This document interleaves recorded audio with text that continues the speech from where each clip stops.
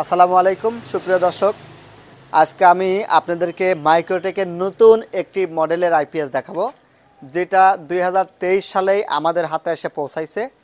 বিগত দিন এই প্রোডাক্টটা ইন্ডিয়াতে ছিল, কিন্তু আমাদের বাংলাদেশে ছিল না। সেই প্রোডাক্টটাই দেখাবো। মাইক্রোটেকের এনার্জি সেভার এই আইপিএসটি, এই যে দেখতে পাচ্ছেন, এদের টেকনোলজিটা খুবই কোয়ালিটিফুল, একদম নতুন। এদের লেখায় আছে এনার্জি সেভার। হ্যাঁ, তো নাম্বার 1 ব্র্যান্ড মাইক্রোটেক এটা করছে। এটা অ্যাডভান্স টেকনোলজি, এটার মডেল হচ্ছে 1225, 12 ভোল্টের একটি মেশিন, খুবই কোয়ালিটিফুল। তো আসুন কথা না বলে আমরা একটু ভিতরের কনফিগারটা দেখি। একটু আইপিএসটি খুলতেছি আপনাদেরকে দেখানোর স্বার্থে যে ভিতরে কি কি থাকছে। তো আমি কার্টুনকে আনবক্সিং করলেই আমরা যে জিনিসগুলো এখানে পাচ্ছি, একটি মাইক্রোটেকের ব্র্যান্ডিং করা প্রোডাক্ট গাইড লিস্ট, যেটাতে কি কি প্রোডাক্ট কি অবস্থান আছে না আছে সেটি দেখাবে। এরপরে পাচ্ছি একটি গ্যারান্টি কার্ড, যেটা 2 বছরের গ্যারান্টি আপনাকে নিশ্চিত করবে। এখন প্রোডাক্ট ওপেন করতে আমরা আপনাদেরকে প্রথমে যে বিষয়গুলো ক্লিয়ার করব, সেটা হচ্ছে মাইক্রোটেকের এই মেশিনটি দিয়ে আপনারা কি কি ব্যবহার করতে পারবেন সেই বিষয়টা নিশ্চিত করব। এখানে টোটাল কিছু লেখা আছে, এনার্জি সেভার ইউপিএস 1225 12 ভোল্টের ডিজি মডেল। এটা অর্থাৎ এটা হচ্ছে স্কোয়ার ওয়েভ বা মডিফাই সাইন ওয়েভ একটি আইপিএস মেশিন। এটির ক্যাপাসিটি হচ্ছে 1115 ভিএ। এটি থেকে আপনারা 892 ওয়াট ব্যবহার করতে পারবেন। সহজ কথায় 6টি সিলিং ফ্যান এবং 10 থেকে 15টি এলইডি লাইট ব্যবহার করতে পারবেন। এটি আপনারা বাসা বাড়িতে অথবা এটি দিয়ে আপনারা ব্যবসা প্রতিষ্ঠানে বা যে কোনো প্রতিষ্ঠানে, অফিসে এই আইপিএসটা স্মুথভাবে ব্যবহার করতে পারবেন এক ব্যাটারি দিয়ে।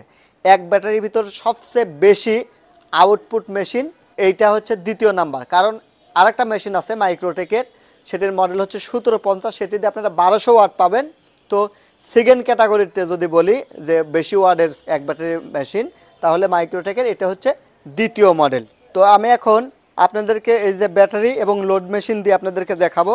আমি ছোট্ট ব্যাটারি দিয়ে আপনাদেরকে আসলে টেস্ট করে দেখানোর চেষ্টা করব যে এটার ডিসপ্লেটা কেমন এবং এর আউটপুটটা কেমন। এই যে আউটপুট দেওয়ার জন্য আমি একটা সকেট এখানে প্লাগ ইন করলাম, ব্যাটারি সংযোগ দিচ্ছি। দেখেন ইউপিএসটা অন হয়ে গেছে। এরপরে আমরা এখানে আউটপুটটা দিয়ে দেখব। এই যে আমরা একটা বাল্ব দিলাম, 2টা বাল্ব দিলাম। তো আমার ব্যাটারি ছোট, যার কারণে আমি এখানে বাল্বটা ওইভাবে লোড দিতে পারতেছি না, ছোটো ব্যাটারিতে চেক করালাম। তো এখন এখানে ডিসপ্লেটা আপনারা দেখতে পাচ্ছেন, এখানে ইউপিএস মোড, এই যে এলইডি সিগন্যালটা কিন্তু অনেক আগের চেয়ে অনেক উন্নত করছে। এখানে চার্জিং সিগন্যাল আসবে যখন আপনি কারেন্টের লাইন দিবেন। এটা যখন আপনি অতিরিক্ত ব্যবহার করবেন তখন ওভারলোড দিবে, এই যে ওভারলোড সিগন্যাল দিবে। ব্যাটারি লো সিগন্যালটা দিবে, যে ব্যাটারি লো দিচ্ছে, দেখেন যে দেখতে পাচ্ছেন যে ব্যাটারি লো সিগন্যাল দিচ্ছে, কারণ এটা ছোটো ব্যাটারি। আর এটা হচ্ছে পাওয়ার সুইচ। পাওয়ার সুইচের সুন্দর একটি এলইডি, এই যে দেখতে পাচ্ছেন সুন্দর একটি এলইডি।